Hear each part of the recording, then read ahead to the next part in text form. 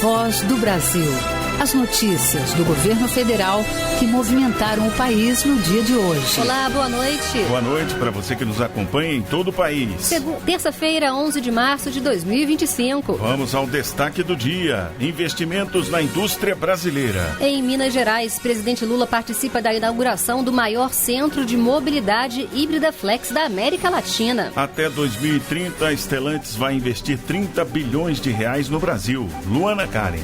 Os investimentos da Stellantis contam com o apoio do governo federal por meio de programas como o Mover, que incentiva investimentos em eficiência energética por meio da cobrança de menos impostos para quem polui menos. E na cidade mineira de Ouro Branco, o presidente Lula visita a fábrica responsável por aumentar a produção de aço no país. Você vai ouvir também, Prova Nacional Docente será realizada no segundo semestre. Estados e municípios podem aderir à iniciativa. Cleide Lopes.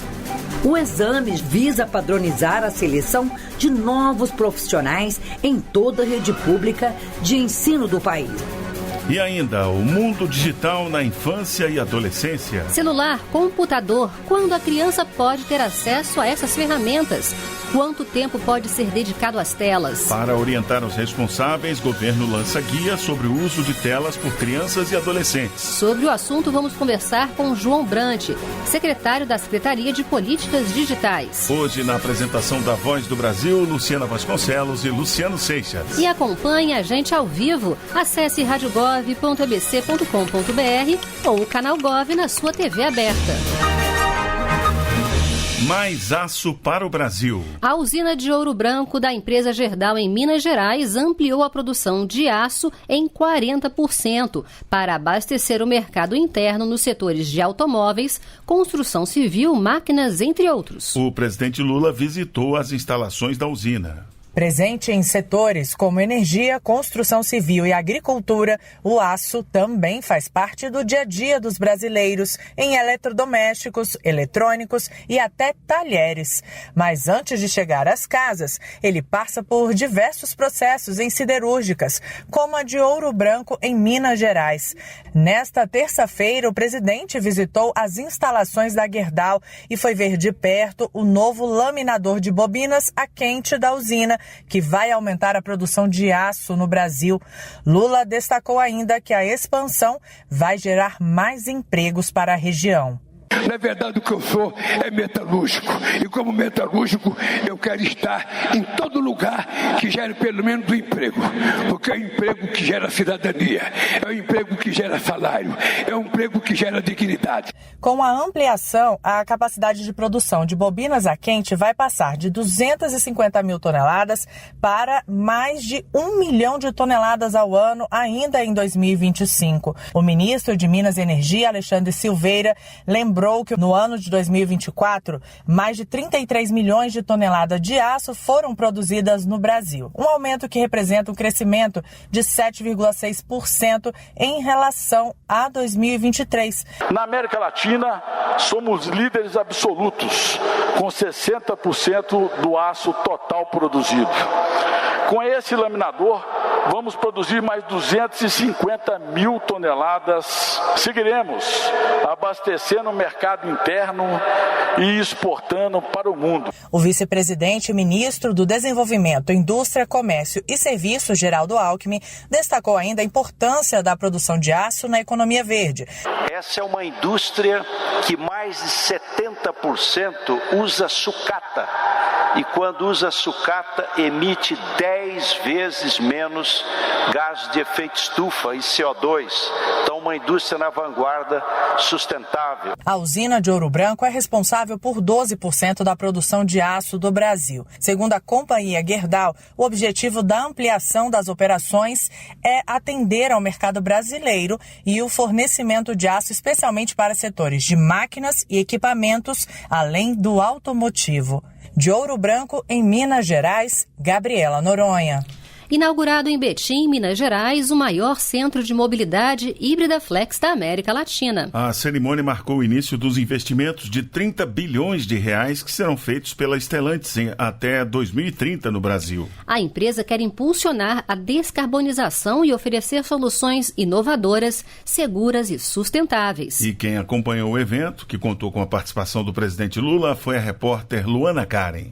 Em Betim, em Minas Gerais, fica a maior planta automotiva do grupo Stellantis na América Latina. E é no local que começam agora a ser produzidos motores com tecnologia bio-híbride. Os novos modelos prometem combinar a alta eficiência com baixas emissões de carbono. O presidente do Conselho da Stellantis Global, John Elkann, afirmou que o compromisso da empresa com sustentabilidade é impulsionado pelo exemplo que o Brasil dá ao mundo. O Brasil é uma referência mundial quando se fala de transição energética. A matriz nacional está concentrada em energia renovável, com grande participação da geração hidrelétrica, solar, eólica e do etanol à base da cana-de-açúcar. Essa matriz limpa inspirou a Stellantis a investir nos veículos híbridos. A expansão do grupo, que engloba 14 marcas como Fiat, Peugeot e Citroën, também se traduz em mais empregos. Serão pelo menos 1.900 novas vagas. Os investimentos da Stellantis contam com o apoio do governo federal por meio de programas como o Mover, que incentiva investimentos em eficiência energética por meio da cobrança de menos impostos para quem polui menos. O ministro do Desenvolvimento, Indústria, Comércio e Serviços e vice-presidente da República, Geraldo Alckmin, citou esse e outros programas. O Mover, só neste ano serão 3,8 bilhões de incentivos. O LCD, a letra de crédito do desenvolvimento, só para a indústria, já foi lançado 10 bilhões, que já foi captado pelo mercado. Fundo Clima, hidrogênio verde, depreciação acelerada. Comprou uma máquina, um equipamento, depreciava em 15 anos, agora vai depreciar em 2 anos. Portal único para exportação, vai reduzir 40 bilhões o custo do Brasil, estimulando a exportação. O presidente Lula falou sobre a retomada do crescimento do setor automotivo no país, o que tem impulsionado a economia brasileira. Primeiro, porque o BNDES aprovou uma verba de 274 milhões de reais para contribuir com essa inovação tecnológica da Stellantis. Segundo, pelo anúncio de investimento da Stellantis. Terceiro, pela quantidade de geração de emprego. Em 2024, foram emplacados no Brasil 14% a mais de veículos do que em 2023, quando somadas a venda de veículos novos e usados, incluindo carros de passeio, comerciais, ônibus e caminhões, o país bateu o recorde de 14 milhões de unidades vendidas no ano passado. Também em 2024, houve um aumento de 36% das concessões de crédito para financiamento de veículos novos e usados. De Betim, em Minas Gerais, Luana Karen. A produção da indústria nacional cresceu 1,4% em janeiro em comparação ao mesmo período do ano passado. É o que revela a pesquisa divulgada hoje pelo IBGE.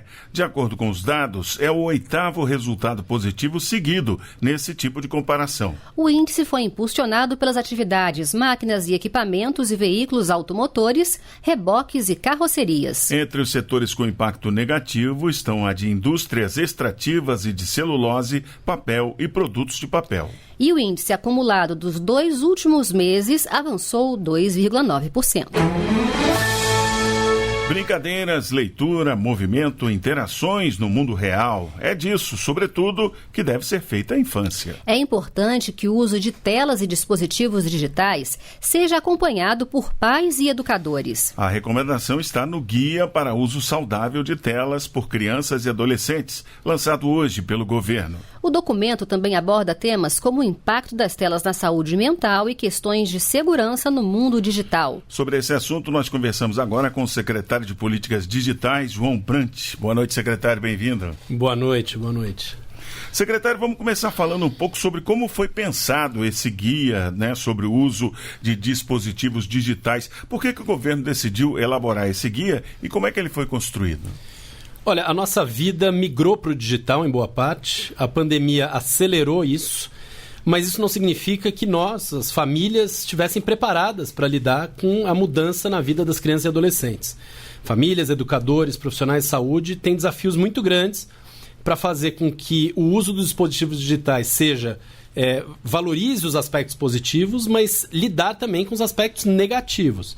A gente tem visto o crescimento de ansiedade, distúrbios de sono, questões de saúde física e mental dos adolescentes e crianças.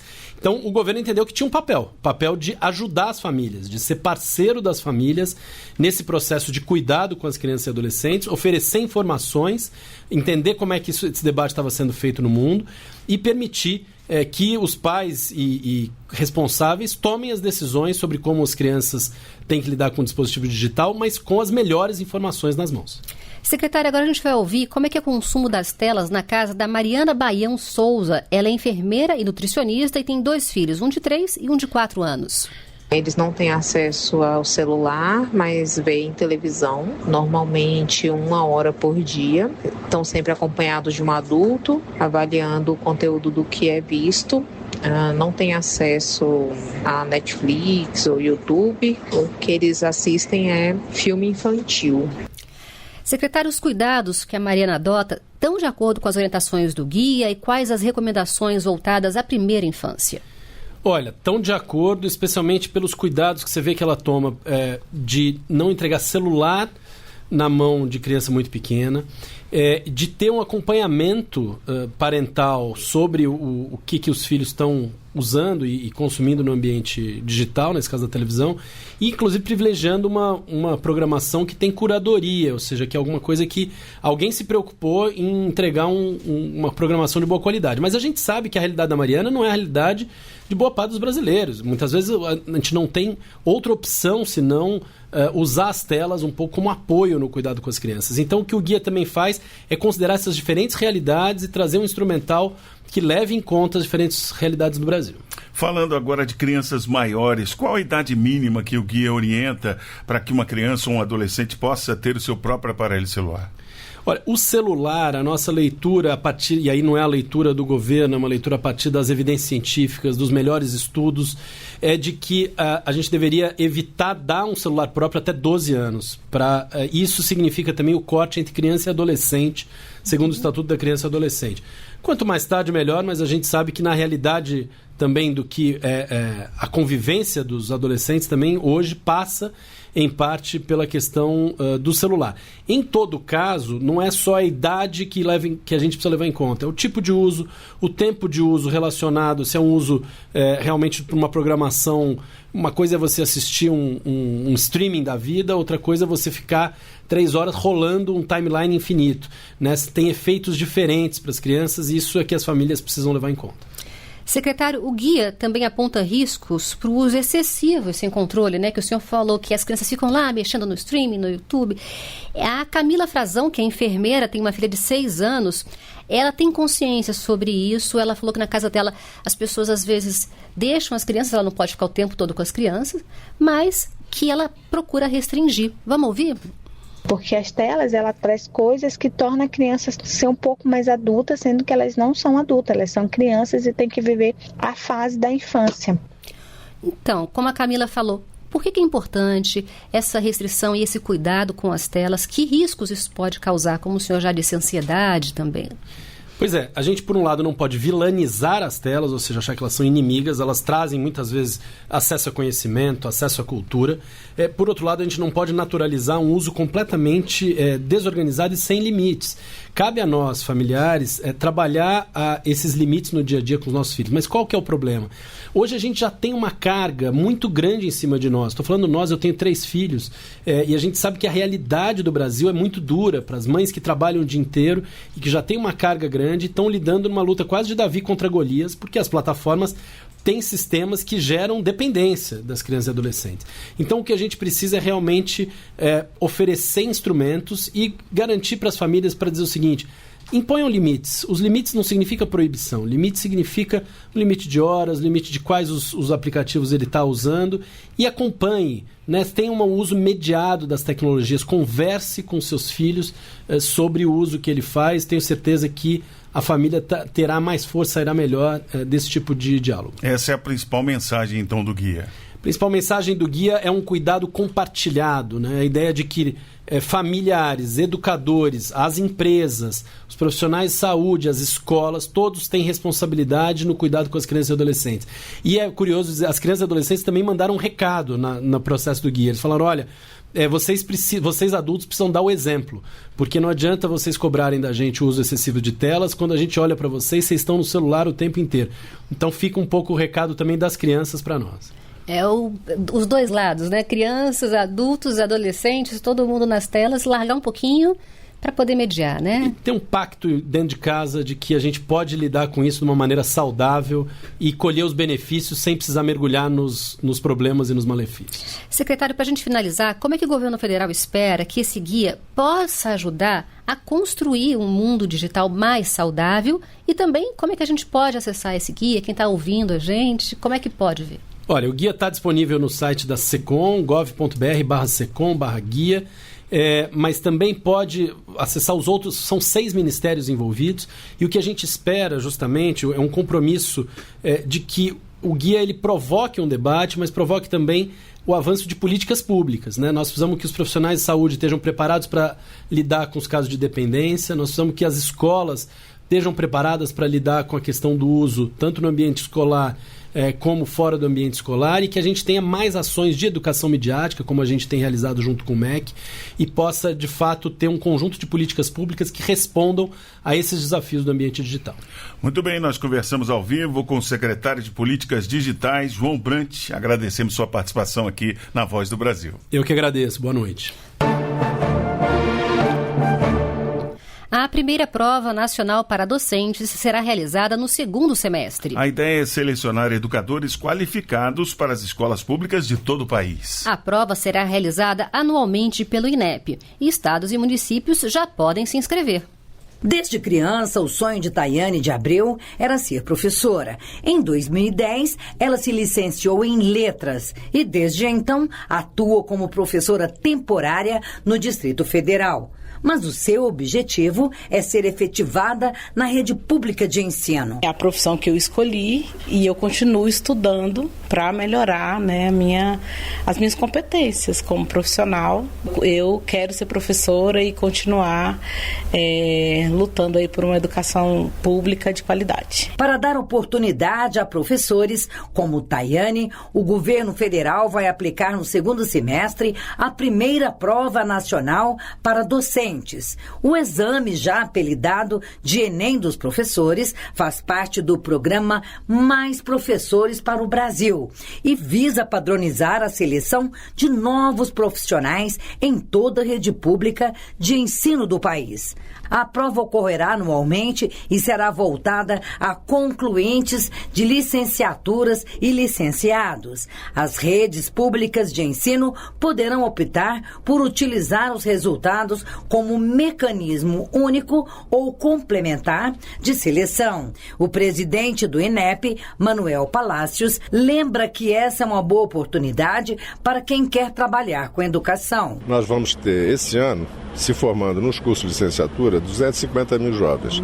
Eles terão, com a prova nacional docente, a oportunidade de ver onde há postos de trabalho disponíveis, cargos disponíveis, fazer o concurso e entrar para a carreira. Os concursos são dos estados e municípios, daqueles que administram as redes públicas de educação básica, e essa oportunidade de escolher uma rede onde tem a vaga aberta, escolher para onde quer ir, de que forma vai conduzir a sua carreira, essa é uma grande novidade. A expectativa é que as provas de 17 licenciaturas sejam aplicadas em mais de 700 municípios brasileiros em novembro deste ano. A ideia é valorizar o magistério e criar oportunidades de empregos para novos professores em início de carreira. Mas os estados e municípios precisam aderir ao programa. O diretor de avaliação de educação superior do INEP, Ulisses Teixeira, dá os detalhes sobre o calendário.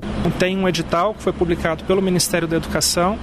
Os municípios e os estados podem aderir através do sistema chamado CIMEC, que é um sistema que eles já conhecem, que eles têm acesso. Vai até agora o dia 17 de abril e a partir disso eles precisam publicar os seus editais, né? Então a nossa prova deve ter as inscrições abertas a partir do final de junho. Mais informações podem ser acessadas na página do INEP. Reportagem Cleide Lopes.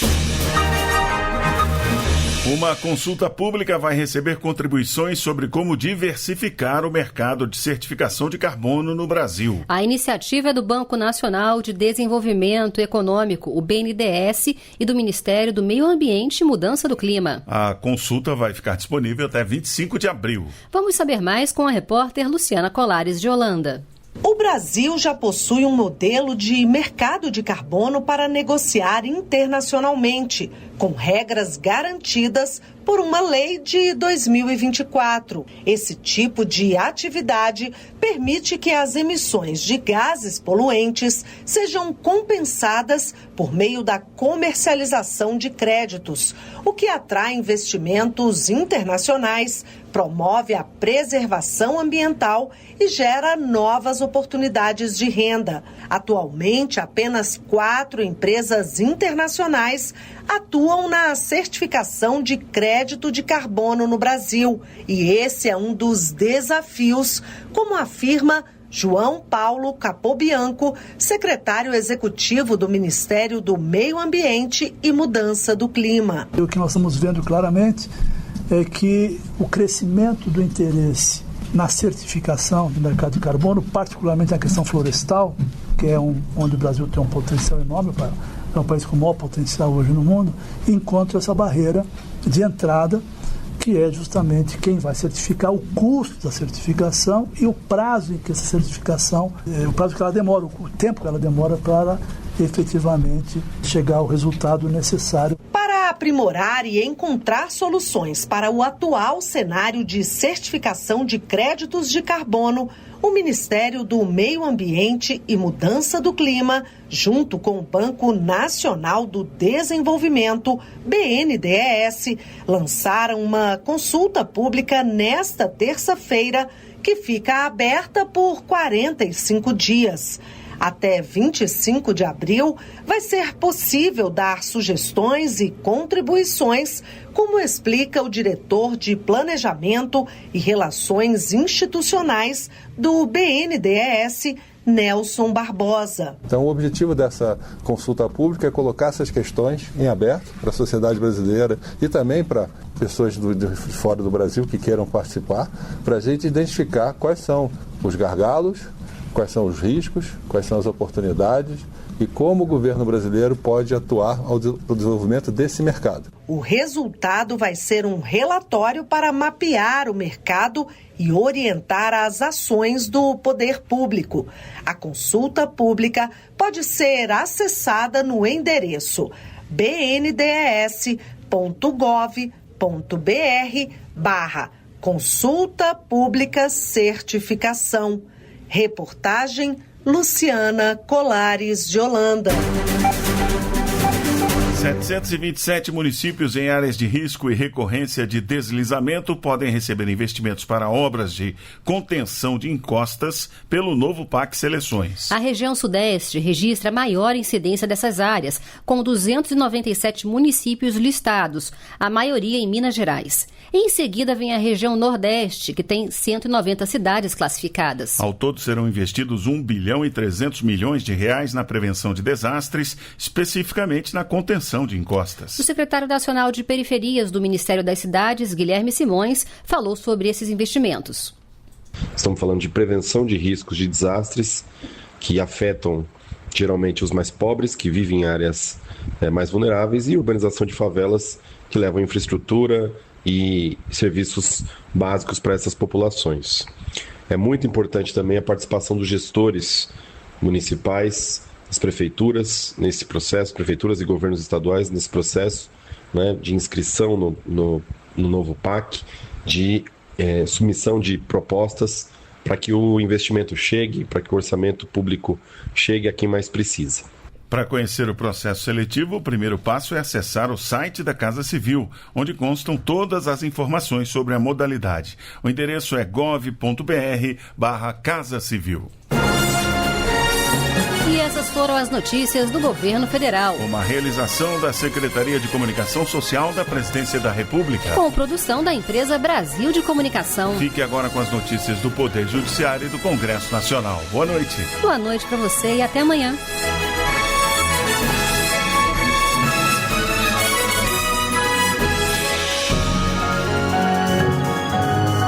voz do Brasil. Governo Federal.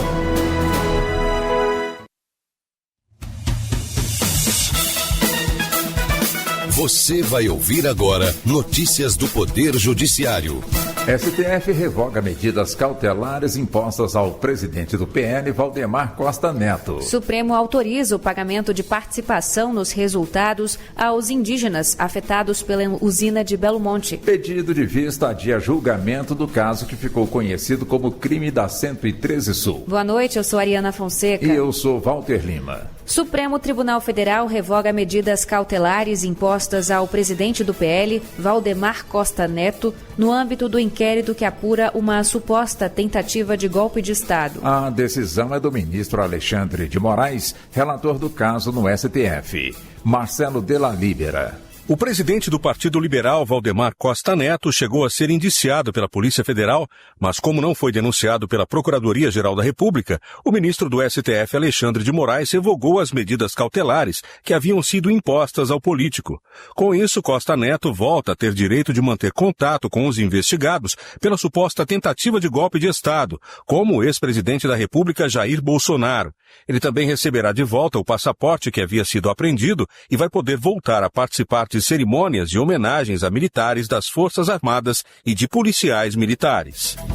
O ministro do STF, Flávio Dino, reconheceu nesta terça-feira a omissão legislativa para regulamentar trechos da Constituição que tratam da exploração de atividades em áreas indígenas. O caso envolve a usina hidrelétrica de Belo Monte, isso no Pará. O ministro concedeu prazo de 24 meses, solicitado por uma associação indígena, para que o Congresso regulamente o tema e estabeleça diretrizes para o pagamento de uma compensação financeira aos indígenas. Enquanto a lei não foi criada, Dino autorizou o pagamento de participação nos resultados aos indígenas afetados pela hidrelétrica. STJ inicia julgamento de recurso de Adriana Vilela, condenada a 61 anos e 3 meses de prisão por assassinar os pais e uma funcionária do casal. Os pais de Adriana eram o ex-ministro do TSE, José Guilherme Vilela, e a advogada Maria Carvalho Mendes Vilela. A terceira vítima era Francisca Nascimento da Silva, funcionária do casal. Fátima Uchoa.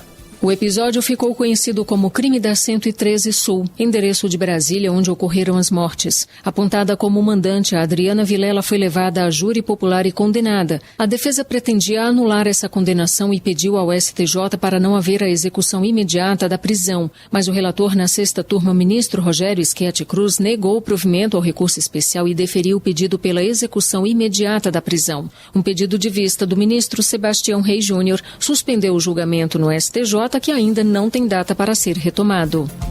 Bancária receberá horas extras por cursos fora do expediente. A decisão é da 7ª turma do TST, Larice de Paula. Na ação, a profissional disse que fez 210 cursos com carga horária de 12 horas fora do expediente. A bancária ressaltou que os empregados eram avaliados pela quantidade de cursos feitos. Por isso, ela pediu as horas extras. A 7ª turma do Tribunal Superior do Trabalho condenou o banco com base no entendimento do TST. Quando os cursos obrigatórios ultrapassam o limite máximo da jornada, deve ser remunerado como trabalho extraordinário. Presença da mulher é essencial para a democracia. A afirmação foi dada pela presidente do TSE, ministra Carmen Lúcia, em evento sobre o Dia Internacional da Mulher. Fábio Ruas. O evento Mulher Presente reuniu no TSE lideranças e representantes dos 3 poderes, além de mulheres da sociedade civil. Na abertura, a presidente do TSE, ministra Carmen Lúcia, ressaltou a importância da mulher para a democracia.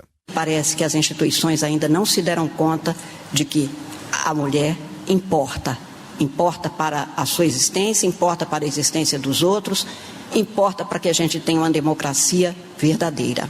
A ministra também anunciou a criação do Programa Nacional de Incentivo à Participação Feminina na Justiça Eleitoral e a promoção de paridade de gênero nos tribunais regionais eleitorais. Você acompanha outras notícias do Poder Judiciário em 104,7 FM para o Distrito Federal e em torno. Ou pelo canal 1.3 da TV aberta em Brasília. Ouça também pelo TuneIn de qualquer lugar do mundo. E baixe agora o TV Justiça Mais, disponível na loja de aplicativos do seu celular. Uma boa noite. E até amanhã. Notícias do Poder Judiciário, uma produção da Rádio Justiça, Supremo Tribunal Federal.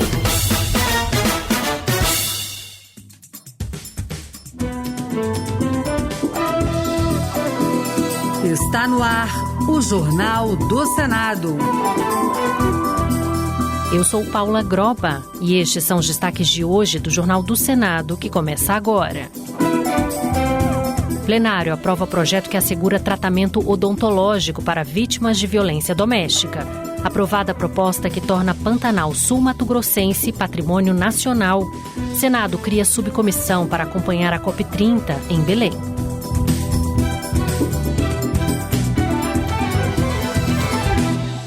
Boa noite. Vítimas de violência doméstica poderão ter acesso ao atendimento odontológico pelo SUS. A proposta aprovada hoje e que segue para a sanção presidencial prevê uma parceria entre o Sistema Único de Saúde e clínicas conveniadas para a oferta de próteses dentárias e até a colocação de aparelhos ortodônticos. A repórter Érica Christian traz os detalhes. Aprovado pelo Senado, o projeto cria o Programa de Reconstrução Dentária para mulheres vítimas de violência doméstica para assegurar acesso prioritário aos procedimentos de recuperação, próteses, tratamentos estéticos e ortodônticos no SUS ou na rede conveniada. A relatora, senadora doutora Eudócia, do PL de Alagoas, explicou que a maior parte dos golpes de violência contra as mulheres é no rosto e na cabeça, o que assegura atendimento emergencial e não das sequelas. Vão na emergência, contém hemorragia, recoloca o dente de uma forma célere, mas às vezes ficam com dificuldade de oclusão e também com laceração graves na face, que tem que fazer cirurgias plásticas. A líder da bancada feminina, senadora Leila Barros, do PDT do Distrito Federal, ressaltou que essa garantia de reparação é essencial para as mulheres de baixa renda. São as mulheres mais vulneráveis, as de baixa renda, as pretas, são as que são mais vítimas de violência desse tipo, perdem os dentes, perdem a vontade de sorrir, é óbvio. O projeto, que vai garantir atendimento odontológico para as vítimas de violência doméstica, segue para a sanção presidencial. A compra de alimentos para a merenda escolar será mais transparente e os gestores municipais poderão ser obrigados a especificar a não aquisição de produtos agrícolas familiares. A medida está prevista em um projeto de lei aprovado hoje na Comissão de Educação. A reportagem é de Bruno Lourenço. A Comissão de Educação aprovou o projeto de lei que obriga os gestores municipais a notificarem as associações e cooperativas de trabalhadores rurais sobre a decisão de não cumprir a exigência de que pelo menos 30% dos recursos repassados pela União para a compra da merenda escolar sejam para alimentos de agricultores familiares. A senadora Tereza Leitão, do PT de Pernambuco, lamenta que esse índice não seja alcançado frequentemente.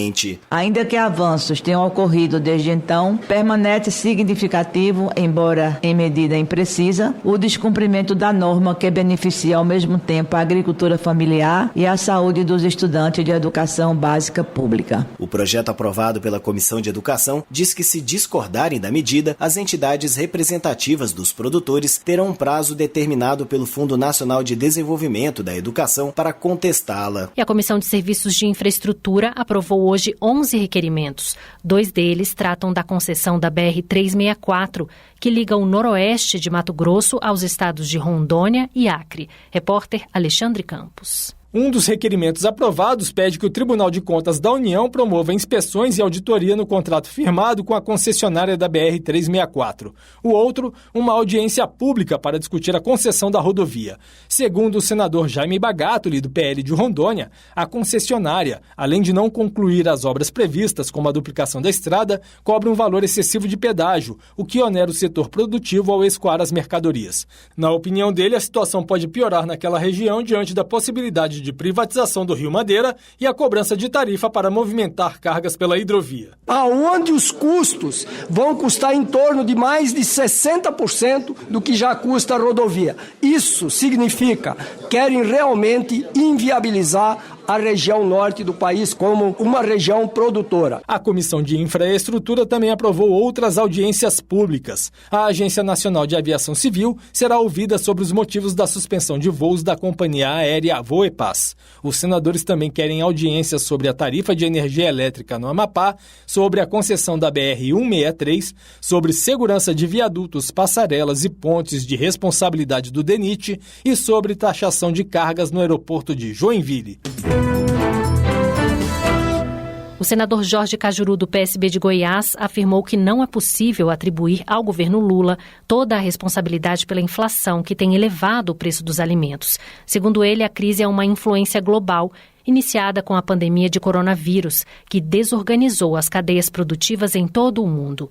Cajuru destacou que a alta dos alimentos também foi impulsionada por fatores externos, como a guerra na Ucrânia e por condições climáticas adversas, incluindo as fortes chuvas no sul e a estiagem que afetou grande parte do Brasil no ano passado. Para o senador, o governo precisa dialogar com a indústria e o varejo para reduzir os impactos da inflação sobre os preços. Ele ressaltou ainda que o presidente Lula está ciente da necessidade de recompor os estoques públicos de produtos essenciais da cesta básica, como arroz e feijão, e já adotou medidas nesse sentido, que também devem contar com o apoio de outros governantes. O governo Lula III já adotou uma primeira providência, decidindo zerar a tarifa de importação de 9 produtos da cesta básica. Estuda novas medidas e conta também com a ajuda dos executivos estaduais, que podem muito bem, se forem patriotas, zerar o ICMS de alguns alimentos. Isto já foi feito por alguns governadores, infelizmente a minoria. Já o senador Marcos Duval, do Podemos do Espírito Santo, criticou a decisão da primeira turma do Supremo Tribunal Federal, que manteve o bloqueio do seu passaporte. Para ele, a medida representa uma violação jurídica internacional e um abuso de autoridade por parte do ministro Alexandre de Moraes. O parlamentar afirmou ter denunciado o que considera perseguição política a um representante do governo dos Estados Unidos e pediu que o Senado vote um requerimento para derrubar todas as liminares do caso. Segundo ele, a decisão do STF pode abrir precedentes para outros parlamentares. Em resposta, o presidente do Senado, Davi Alcolumbre, informou que a Secretaria-Geral da Mesa e a Advocacia da Casa, num primeiro momento, não veem pertinência jurídica no pedido, mas o presidente aguarda uma análise mais aprofundada antes de tomar uma decisão.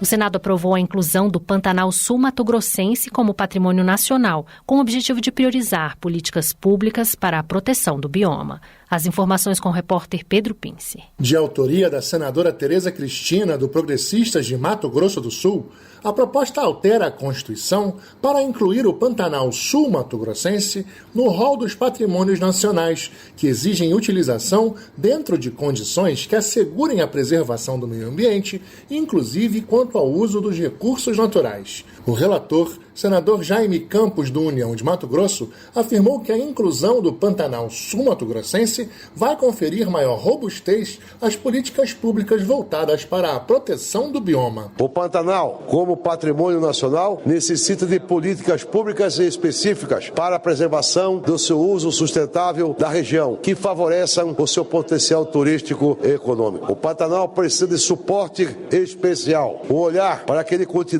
sendo preservado, mas que também possa trazer desenvolvimento para seus moradores. O texto segue agora para a Câmara dos Deputados. E a Comissão de Meio Ambiente aprovou a criação de uma subcomissão temporária que vai acompanhar os preparativos da COP30. Neste ano, a Conferência Global da ONU sobre Mudanças Climáticas será no Brasil, na cidade de Belém, no mês de novembro. Repórter César Mendes. Em sua 30ª edição este ano, a Conferência da ONU sobre Mudança do Clima, COP30, terá como sede a cidade de Belém do Pará, entre os dias 10 e 21 de novembro. Para a senadora Leila Barros, do PDT do Distrito Federal, a subcomissão sugerida por ela terá um papel estratégico na articulação dos diferentes níveis de governo e na fiscalização das ações preparatórias do evento. Leila disse que o mundo todo espera por avanços concretos na implementação do Acordo de Paris, sobretudo no financiamento climático. Indicado por Leila para a relatoria da subcomissão, o senador Beto Faro, do PT do Pará, destacou a proximidade da data do evento. O Senado precisa estar acompanhando, debatendo. Nós estamos na nossa avaliação no Fórum Adequado, que é a Comissão de Meio Ambiente, que tem um papel a desempenhar com relação a isso. A nova subcomissão vai funcionar por 300 dias e terá 7 titulares.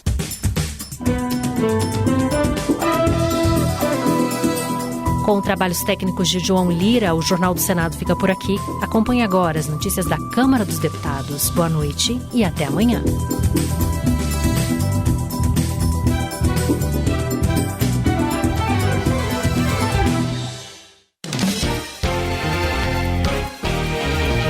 Jornal Câmara dos Deputados.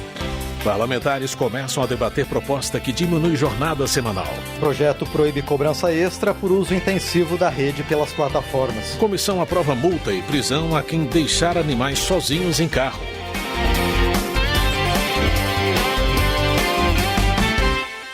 Boa noite. Comissão da Câmara aprova projeto que pune quem deixar animais sozinhos em automóveis. Quem traz os detalhes é Maria Neves. Aprovado na Comissão de Meio Ambiente, projeto que prevê punição para quem deixar animais sozinhos no carro segue para análise na Comissão de Constituição e Justiça, última a examinar o texto na Câmara dos Deputados. Pela proposta, quem deixar animal sozinho dentro de um veículo ficará sujeito a detenção de 3 meses a 1 ano e multa. Quando se tratar de cão ou gato, a pena é maior. Passa para reclusão de 2 a 5 anos, mais multa. Além disso, o tutor ficará proibido de ter a guarda de animais. Se o animal morrer, a pena ainda poderá ser aumentada de 1/6 a 1/3. De acordo com o autor do projeto, o deputado Marcos Tavares, do PDT do Rio de Janeiro, animais deixados sozinhos em veículos podem ter problemas como hipertermia e desidratação, o que leva ao risco até de morte. O relator da medida na Comissão de Meio Ambiente, deputado Marcelo Queiroz, do PP do Rio de Janeiro, concorda com a necessidade de proteger os bichos dessas condições extremas. Quando o animal é deixado em um carro estacionado sob o sol, a temperatura interna do veículo pode aumentar rapidamente, mesmo com as janelas ligeiramente abertas, criando condições extremamente perigosas.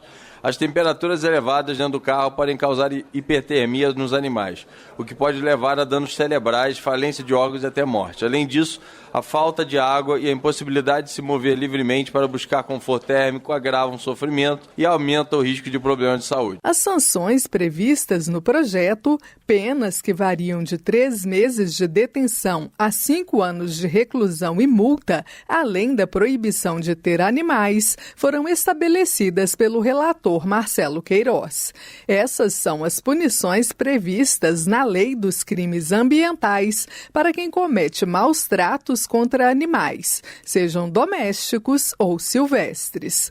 O projeto original prevê multa de R$1.000 para o infrator, que sobe para R$2.000 em caso de reincidência. Se aprovada na Comissão de Constituição e Justiça, a proposta poderá seguir para análise do Senado.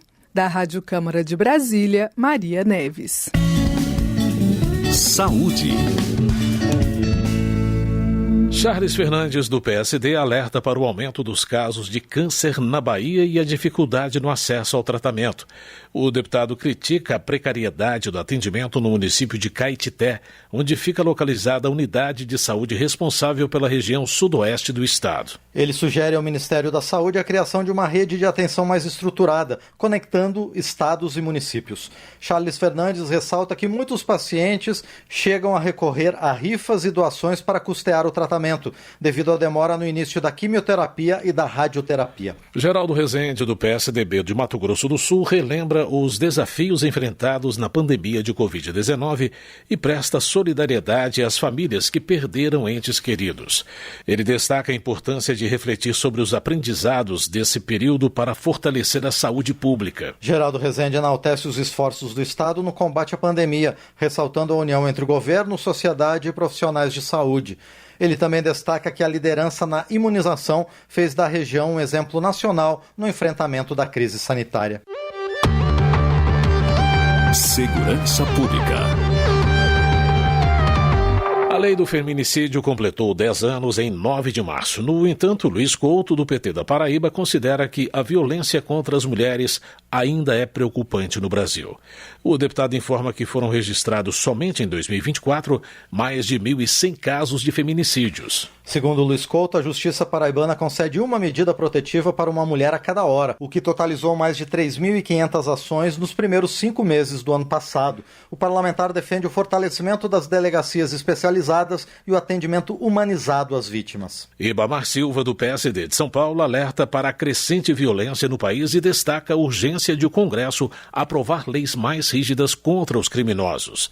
Ele defende que a segurança das famílias brasileiras deve ser uma prioridade legislativa. É isso que nós precisamos, trazer para esta casa o debate da segurança. O povo brasileiro espera isso do Congresso Nacional. O povo brasileiro espera que esta Casa de Lei debruce nos temas importantes que vai impactar a vida das pessoas que mais precisam. Porque as pessoas hoje têm medo de sair das suas casas e até mesmo de ir trabalhar porque não se sentem mais seguros. Além disso, Ribamar Silva defende a importância do uso de tecnologias, como o monitoramento facial no combate à criminalidade. Ele também critica o sistema de audiência de custódia, que, segundo ele, facilita a soltura de criminosos e agrava a insegurança nas ruas. Economia.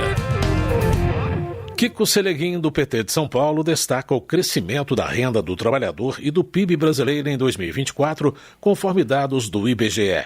O deputado atribui os resultados às políticas do governo federal com a retomada dos investimentos públicos e a entrada de capital privado. Kiko Seleguin menciona ainda a edição de medida provisória que cria um crédito consignado para os trabalhadores da iniciativa privada, usando o FGTS como garantia. O deputado defende ainda a redução do ICMS sobre a cesta básica nos estados, para aliviar o custo dos alimentos. Flávio Nogueira, do PT do Piauí, celebra o crescimento econômico nacional, mencionando o aumento do PIB, a recuperação da indústria, além da queda no desemprego. Segundo ele, o governo tem atuado para sustentar esse avanço e evitar uma desaceleração. Flávio Nogueira atribui a alta inflacionária a fatores externos, como mudanças climáticas e oscilações na produção agrícola. Ele acredita que o governo tem adotado medidas para mitigar seus impactos, incluindo o estímulo à redução do ICMS sobre a cesta básica em alguns estados. Habitação. Hildo Rocha, do MDB, comemorou a assinatura de contratos para a construção de casas no estado do Maranhão por meio do programa Minha Casa Minha Vida, beneficiando 229 famílias dos municípios de Genipapo dos Vieiras e Grajaú. De acordo com Hildo Rocha, os recursos para a execução das obras já estão disponíveis. Ele ressalta a parceria entre governo federal, prefeituras e entidades na viabilização do projeto, respondendo às expectativas e esperança das famílias que aguardam suas residências. Trabalho. Um movimento pretende diminuir a carga semanal de trabalho dos brasileiros, mas existe o medo de que a mudança afete a economia do país. Entenda na reportagem de Silvia Munhato. A Câmara analisa uma proposta de emenda à Constituição que reduz a jornada de trabalho máxima de 44 horas para 36 horas semanais. Os empregadores também teriam que observar o máximo de 8 horas diárias, com o trabalho em 4 dias por semana. De acordo com a deputada Érica Hilton, do PSOL de São Paulo, que encabeça a lista de proponentes do texto, a proposta está ancorada em uma petição pública online do movimento Vida Além do Trabalho, assinada por quase 800 mil pessoas. Elas querem o fim da jornada de 6 dias de trabalho por um dia de descanso. A proposta em análise também faculta a compensação de horários e a redução da jornada mediante acordo ou convenção coletiva de trabalho e dá um prazo de 1 ano para as mudanças entrarem em vigor. O deputado Domingos Sávio, do PL de Minas Gerais, coordenador da Frente Parlamentar do Comércio e Serviços, disse que a redução de jornada deve ocorrer ao longo do tempo, mas ainda não é uma realidade viável em todas as situações. Ele questionou, por exemplo, como os municípios fariam para pagar o piso salarial para os professores caso tenham que contratar mais gente. Não tem lógica isso. Você vai criar um problema para os próprios trabalhadores, porque se a economia entra em colapso, se a inflação aumenta, sofre o trabalhador, sofre a mãe, o pai de família, vira um colapso na educação pública, na saúde pública, na produção de alimentos. Então nós somos a favor de que haja livre contratação, porque tem atividades que é perfeitamente possível a pessoa trabalhar 4 dias por semana. Já a deputada professora Luciene Cavalcante, do PSOL de São Paulo, afirma que a redução da jornada é uma tendência no mundo inteiro e os trabalhadores brasileiros precisam deste direito garantido para não serem tratados de forma desigual. Porque você tem um trabalhador e uma trabalhadora que é mais formado, que ele produz mais porque ele está descansado, ele tem condições de cuidar de si, da sua família. Então você tem, obviamente, uma produtividade maior. E não o que acontece no nosso país, que é uma exploração enorme, também à custa de uma reserva de pessoas que estão, de qualquer momento também o mercado pode lançar a mão desse trabalhador, dessa trabalhadora, para ocupar essa vaga. A proposta que reduz a jornada de trabalho para 4 dias por semana, com 8 horas diárias, deverá ser analisada pela Comissão de Constituição e Justiça. Da Rádio Câmara de Brasília, Silvia Minhato. Desenvolvimento Regional. Preocupado com a situação financeira dos municípios, Paulo Aze, do União da Bahia, alerta que os custos crescentes em áreas como educação, saúde e infraestrutura inviabilizam a gestão das cidades. Ele alerta que, além da rotina administrativa, os prefeitos são frequentemente surpreendidos com bloqueios de recursos. Prefeitos, todos eles, a maioria deles, estão sendo surpreendidos com sequestros e bloqueios das suas transferências constitucionais. Se não é o Tribunal de Justiça fazendo bloqueio e sequestrando recursos para precatórios, é a Receita Federal sequestrando e bloqueando recursos por conta de débitos previdenciários. Para enfrentar o desafio, Paulo Aze defende a aprovação da PEC que parcela as dívidas previdenciárias e propõe limites para pagamentos de precatórios e ajustes fiscais. De acordo com o deputado, a medida já passou pelo Senado e precisa do apoio da Câmara para garantir estabilidade financeira às prefeituras. Agricultura. José Medeiros, do PL de Mato Grosso, considera baixa a quantidade de títulos de propriedade entregues a famílias assentadas, questionando o compromisso do governo com a reforma agrária. Ele afirma que esse número é inferior ao registrado na gestão anterior. José Medeiros defende que a regularização fundiária é essencial para garantir segurança jurídica no campo e liberdade dos produtores. No entanto, ele acredita que o governo atual não tem adotado medidas efetivas, deixando milhares de famílias sem a posse definitiva de suas terras. Eleições.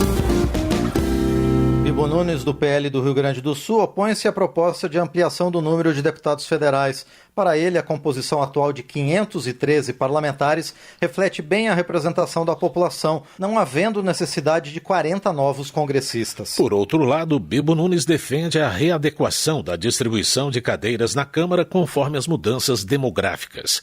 Em seu entendimento, essa alternativa é mais honesta e garante mais equilíbrio na representação dos estados, ainda que alguns percam deputados. Política. O delegado Paulo Bilinski, do PL de São Paulo, é enfático ao cobrar da Câmara uma posição firme contra o deputado André Janones, que fez um acordo com a PGR para devolver mais de R$130 mil por um suposto esquema de rachadinha. O delegado Paulo Bilinski desafia a esquerda a se manifestar em defesa do que ele chama de bandido confesso e informa que seu partido entrará com representação para pedir a cassação de Janones. Gilvanda Federal, do PL do Espírito Santo, comenta a devolução de cerca de R$130 mil pelo deputado André Janones à Câmara, após acordo com a Procuradoria-Geral da República devido à prática de rachadinha. Ele afirma que a restituição do valor comprova que Janones cobrou parte dos salários de assessores parlamentares.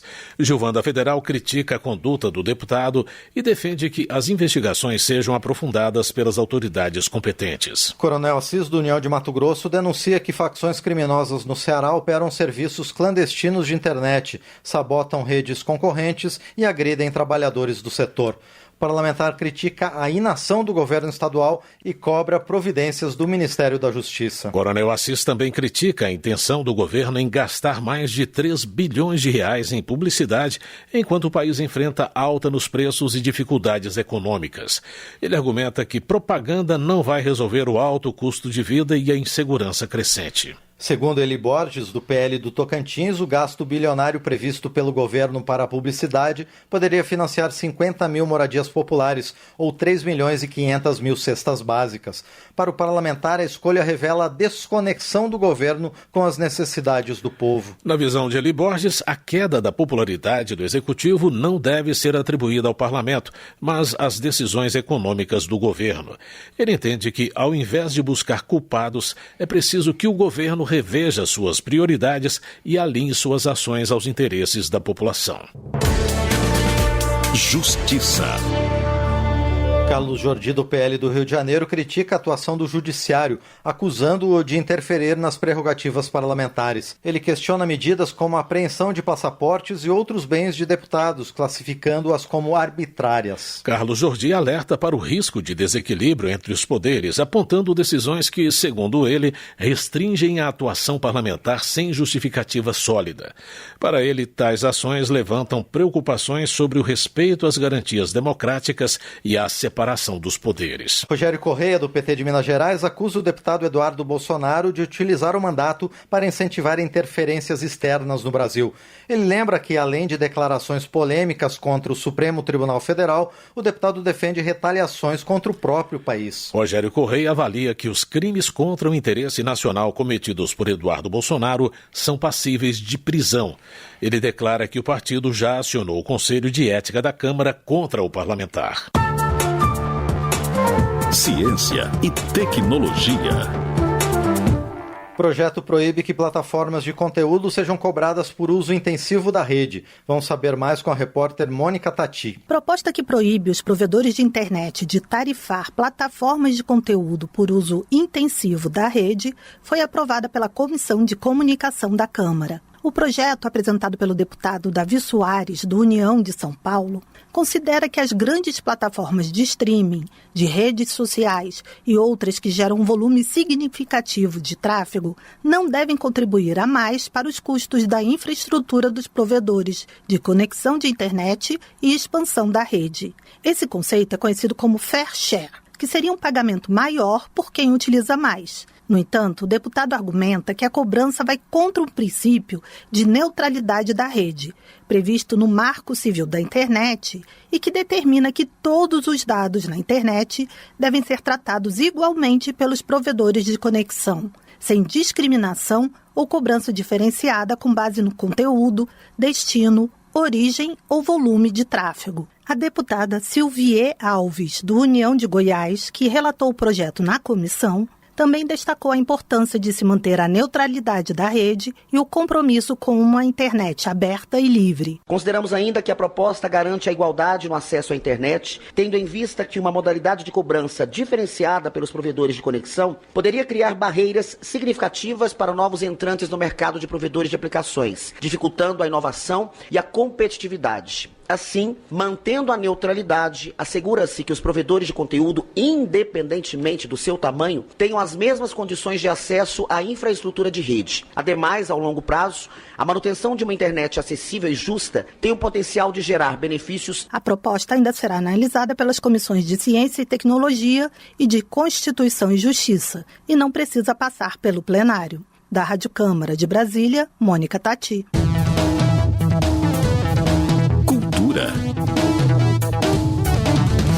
Luiz Lima, do PL do Rio de Janeiro, protestou contra a transferência de 32 milhões de reais do BNDES à produtora do filme Ainda Estou Aqui.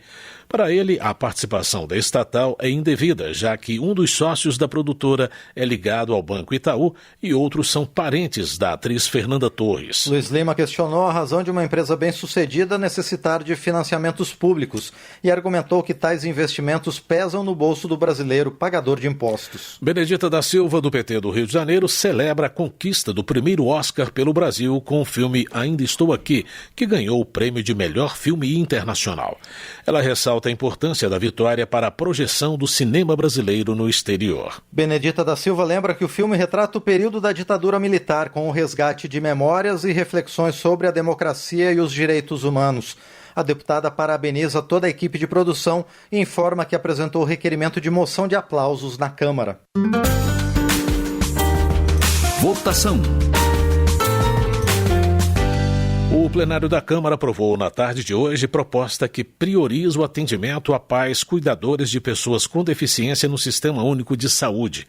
A proposta altera as leis orgânicas da saúde e da assistência social, bem como a Política Nacional de Proteção dos Direitos da Pessoa com Transtorno do Espectro Autista. Termina aqui o Jornal Câmara dos Deputados, com trabalhos técnicos de Indalécio Vanderlei e apresentação de José Carlos Andrade e Márcio Aquilissardi. Uma boa noite para você. Uma ótima noite. A Voz do Brasil está de volta amanhã. Você ouviu A Voz do Brasil. Boa noite.